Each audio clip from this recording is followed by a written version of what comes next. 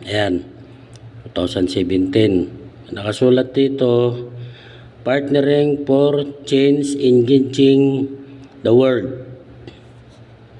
Ito mga kabarya, mapapansin nyo dito, may mga pangalan dito nagpakalagay. Iba't ibang lugar to at mga naging partnership ng Pilipinas. Hindi ko alam kung tama bilang dito o 50 kung base dito sa nakalagay. Kasi ito naman yung araw. Base sa nakikita natin sa mga active na pair na ginagamit natin ngayon. At dito naman sa likod, mapapansin nyo, yan, Rebulto ni Jose Rizal nakatayo, monumento ni Jose Rizal.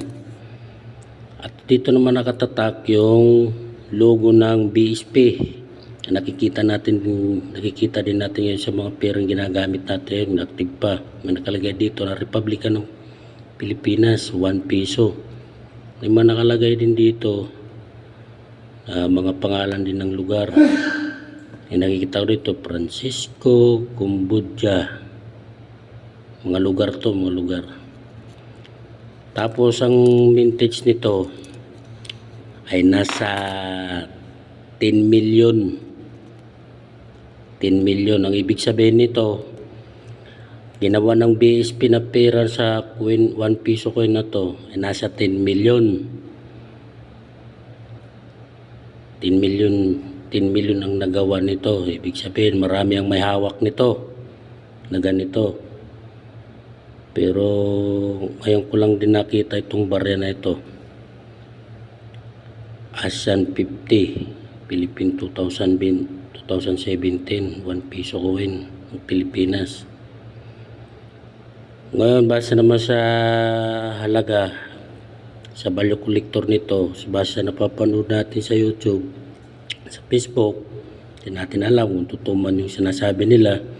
Sa Facebook napapanood natin may nag-offer isang vlogger, ang sabi binibili niya ng token to 5,000. Pag uncirculated siya, 5,000. Ibig sabihin ng 2,000. Pag circulated siya, di na maganda condition, 2,000 lang. Base naman dun sa YouTube na papanood natin sa mga vlogger, mga nag-upload sa YouTube, lalo matang ibang bansa ay nag-upload nito sa YouTube, may nakalagay dun. May nakita ko dun $350, $700, meron pa dun $1,500. Napakalaking halaga yun kung totoo man yun.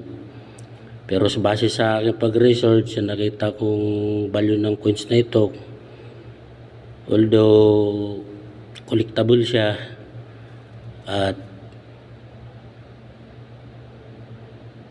collected siya sa mga magsisimula pa lang nito magkolekta ng mga coin, mga isang kolektor.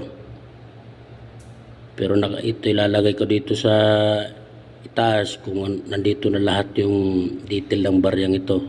At yun nyo rin makikita kung magkano ang value. Ayan. Napakaganda sa tingnan.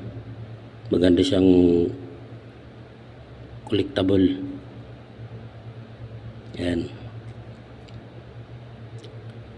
At ito at magnetic tong barya na ito. Kuwasa ito sa nickel plate steel. Oh, yan. Mamagnet siya. Paano mga kabarya? Hanggang dito na lang. Maraming salamat.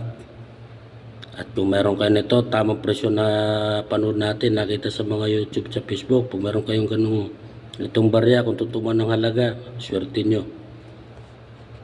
Sige, paalam.